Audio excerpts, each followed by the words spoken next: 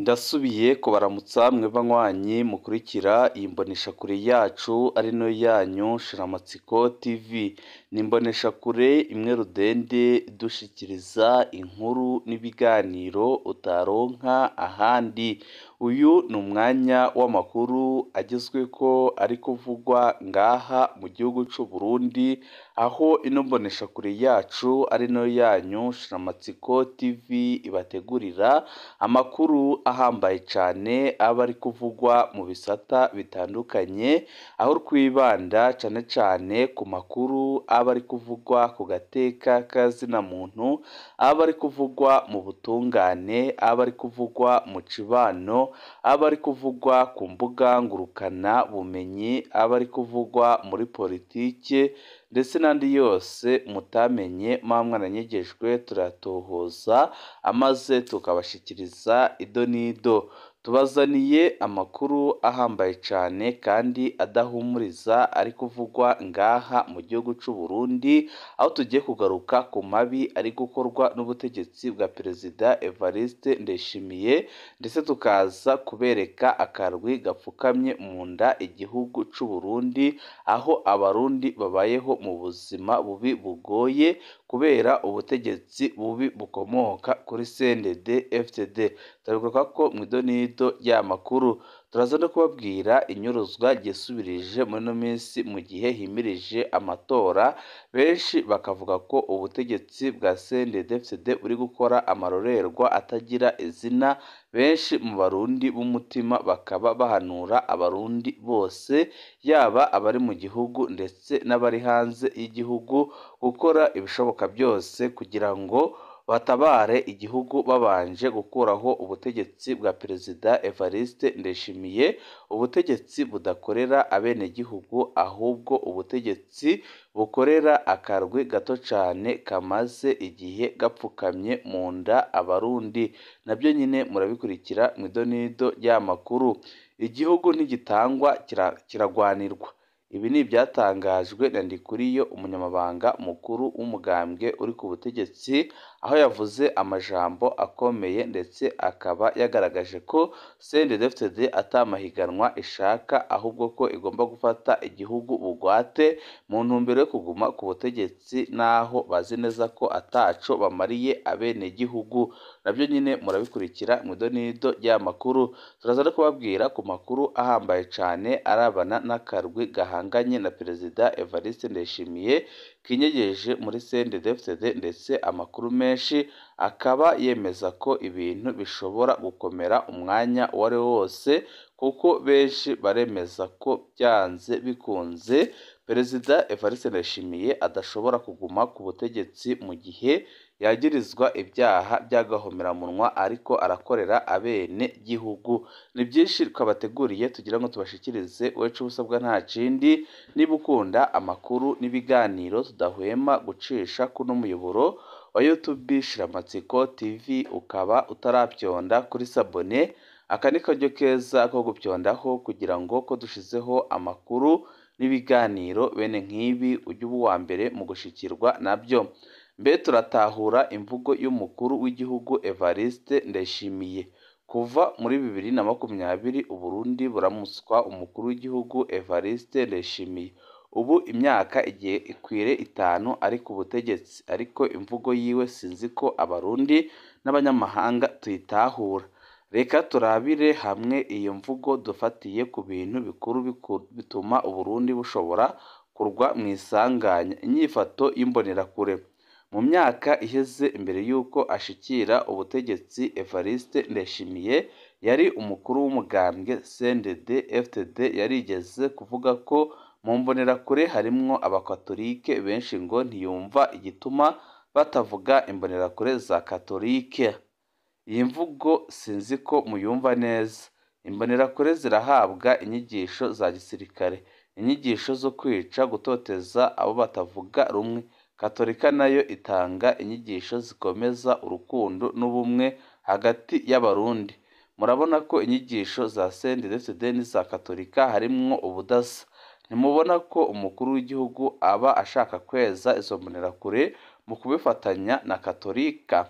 umugambwe MCD na PPD gira ijambo baheruka gusohora itangazo kuri uyu wa gatatu Ndamukiza 2025 bibutsa abarundi n'amakungu ko izo nyigisho mbi za CNDD-FDD kandi zifatiye ku macakubiri ziguma zihabwa imbonerakure.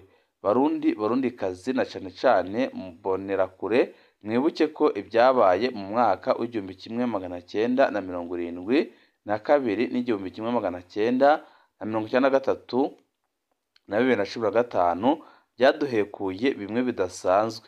Izo nyigisho turakwiye kuva hasi twese turi hamwe tukaziyamiriza. Ntidushaka gusubiza Uburundi muri ubwo bwicanyi. Ubutumwa kuri Evariste Ndayishimiye nuko atobandanya asamaza abarundi mu mvugo zo gufatanya imbonerakure na Eglise Katolike, ahubwo akwiye guhagarika izo nyigisho kuko ikizoba cose ariwe azokibazwa. Urudandazwa rw'amabuye y'agaciro. Mu kiganiro yatanze kuri BBC ku igenekerezo rya 19 Ntwarante 2025, Evariste Ndayishimiye yarasubiriye kuvuga ko Uburundi bufise amabuye y'agaciro menshi ko ahubwo aguma acungana n'abamwiba. Barundikazi, iyo mvugo yuko hariho abantu biba igihugu itugeze ahantu. Kuva afata ubutegetsi nibyo yama avuga, ariko nta numwe turumva yafashwe yagirizwa ubunyonyezi bw'amatungo y'igihugu. None arkwamize muri iyo tiro kandi igihugu kibuze igitoro, kibuze imiti, kibuze ifumbire eka n'ibindi byinshi byangombwa mu buzima bw'igihugu. Narwe tubifate ibisanzwe. Kuva mu mwaka wa 2022 Ibanki Nkuru y'Igihugu na Habiharuro iduha byerekana ibiva mu rudandaza rw'amabuye y'agaciro. Mwibuke neza ko Ibanki Nkuru y'Igihugu iri mu bisata bitwarirwa ku kirimba kwa Evariste Ndayishimiye. None abo bamwiba ni bande?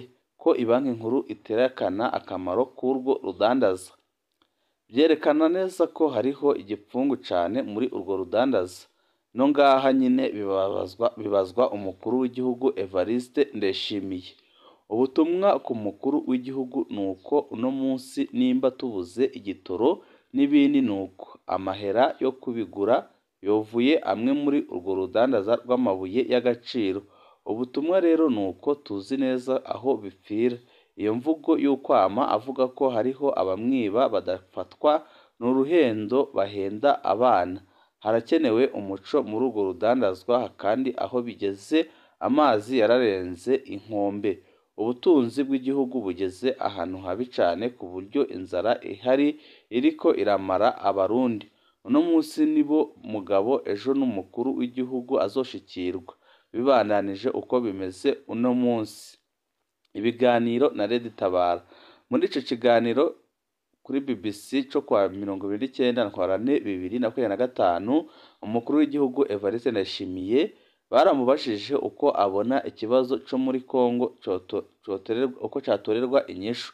Mu nyishu yatanze yavuze ko hakwiye ibiganiro hagati ya leta ya Kongo hamwe na M23. Mugabo hageze kuvuga ibya Red Tabara yavuze ko ibyo biganiro atabyerekwa. Yavuze ko ahubwo Red Tabara ikwiye gushikirizwa ubutungane. No ngaha nyine sinzi ko mutahura ico yashatse kuvuga. Iyo mvugo ya Evariste Ndayishimiye yerekana ko ashaka intambara. Sinzi ko arindiriye ko hafatwa igice cy'igihugu kugira ejo aje mu biganiro.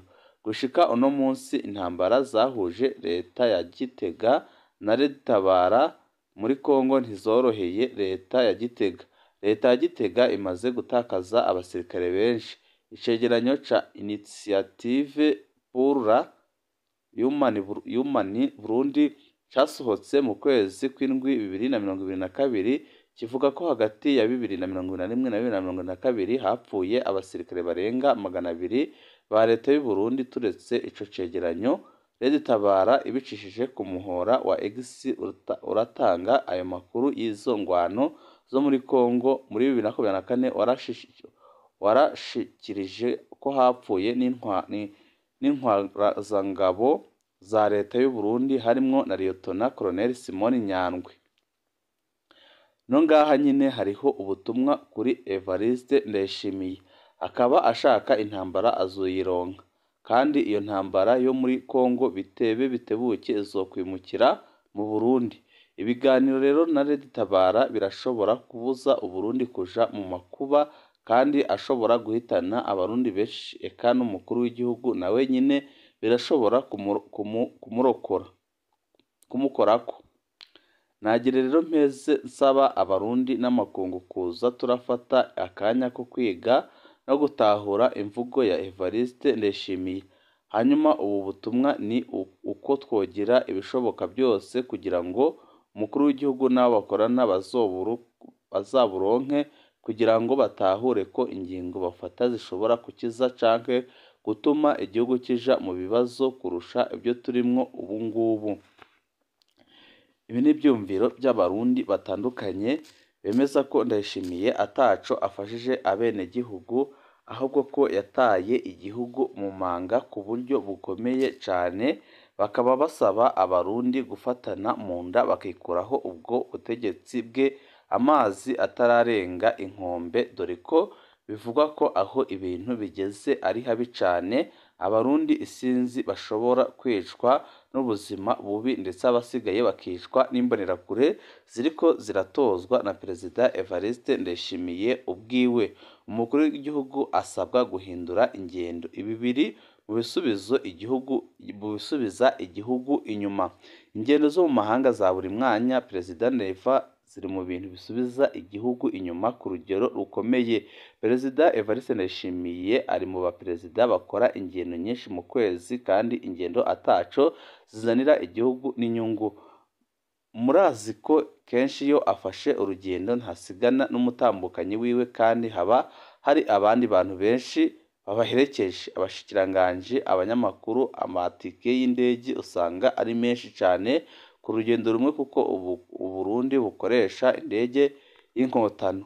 Benshi baravuga ko igihe kigeze kugira ngo abarundi bamagane Perezida Evariste Ndayishimiye mu ngendo amaze igihe akora, ariko ingendo zidafise ico zimaze ndetse zitagira n'ico zizanira abarundi, ahubwo ingendo abarundi babona ko ari ingendo zigamije guhombya igihugu, ndetse benshi bakanemeza ko izi ngendo ataco zakungura abarundi, ahubwo ko Ndayishimiye ubwiwe ariwe uzungukiramo, kuko araronka amadolari atari makeya, ndetse akabasha no kubona uburyo ki ajya kwishorera imari hanze y'igihugu.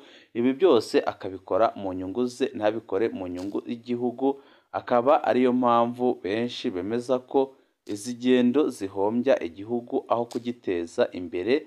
Zari zikwiye guhagarara, kuko ntaco ziriko zirafasha abene gihugu bari mu kaga baterwa n'ubutegetsi bubi bwa Perezida Evariste Ndayishimiye. Ubutegetsi budakorera abenegihugu, ahubwo ubutegetsi bukorera akarwi gato cane kamaze igihe gapfukamye mu nda abarundi. Akaba ariyo mpamvu bamwe n'abandi bavuga ko ibintu byari bikwiye guhinduka hakiri kare, kuko abarundi bageze ahantu habi cane, ndetse benshi bakemeza ko uko bimeze uyu munsi hatagize igihinduka bishobora kugumya kumera nabi cane. Akaba ariyo mpamvu benshi bavuga ko ibintu bikwiye guhinduka hakiri kare, kugira ngo igihugu gitwarwe neza, ndetse gitwarwe n'ushoboye kugitwara, apana Perezida Evariste Ndayishimiye udakorera abenegihugu. Tugaruke ku ijambo ry'umunyamabanga mukuru w'umugambwe uri ku butegetsi Reveriye Ndikuriyo, ijambo rigaragaza ko badakorera abenegihugu, ahubwo bakorera akarwi gato cane kamaze igihe gapfukamye mu nda, ndetse bakaba bafise intumbero yo kwiba amatora. Igihugu ntigitangwa kirarwanirwa, niko Ndikuriyo yashikirije ku munsi mukuru w'umukenyerarugamba Day. Kuri uyu wa gatandatu, ikibuga cy'Ingoma kiri i Gitega, umugwa mukuru wa politike w'u Burundi, caranyeganyijwe n'indirimbo n'ibyivugo by'umugambwe uri ku butegetsi CNDD-FDD, hahimbazwa ku nshuro ya 4 umukenyerarugamba Day. Ku nshuro ya 4 umunsi wahariwe abanywanyi b'uwo mugambwe umunyamabanga mukuru wa CNDD-FDD Rev Ndikuriyo yashikirije imbere y'abanyagihugu benshi bagangaje ati igihugu ntigitorwa kiragwanirwa. Abanywanyi b'uwo mugambwe ibihumbi n'ibihumbi harimwo n'abagumyabanga. Izina ry'abanywanyi b'uwo wahoze ari umuhari w'abagwanyi b'abahutu imbonerakure, abanywanyi b'umuhari w'urwaruka rwa CNDD-FDD n'abakenyerarugamba baragize urugendo rwo guhimbaza ico gihe gihambaye caranzwe n'amajambo akomeye kandi arimwo inyigisho z'umugambwe. Igihugu ntigitangwa kiragwanirwa. Umunyamabanga mukuru Rev Ndikuriyo yashikirije ijambo ry'umuriro imbere y'abantu benshi bari ngaho.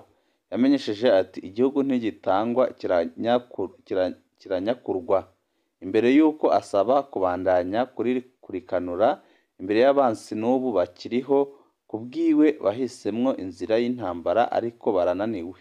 Mu buraruko, mu bumanuko, mu buseruko no mu burengero niko yashikirije yishimikije abatavuga rumwe n'ubutegetsi n'ibyabaye muri 2015 batumye haba uruhagarara rwakurikiwe n'ikindi kiringo ciyamirijwe c'umuhisi umukuru w'igihugu Pierre Nkurunziza uwo mwaka nyene. Umunyamabanga mukuru kandi yanemeje kandi ko imipaka yose icungerewe neza kandi ko uwogerageza wese kuvogera igihugu avuye hanze y'igihugu azopyondwa n'inzego zo kwivuna abansi n'umutekano. Yasubiriye kwemeza ko CNDD izotsinda amatora yose 100%, akongera ko abatavuga rumwe n'ubutegetsi bategerezwa kwinjira muri uwo mugambwe. Haratanzwe umwanya wo kumunamira no guha icubahiro abahoze ku rugamba rw'intambara. Buri muryango wose utegerezwa kurungika n'imiburiburi umwana umwe mu gipolisi canke mu gisirikare. Niko Ndikuriyo yasabye agasubira kwemeza ko umugambwe wiyemeje kugwanira igihugu ku giciro c'amaraso. Akamo ko bakenyezi, indero, iterambere, ubutwari.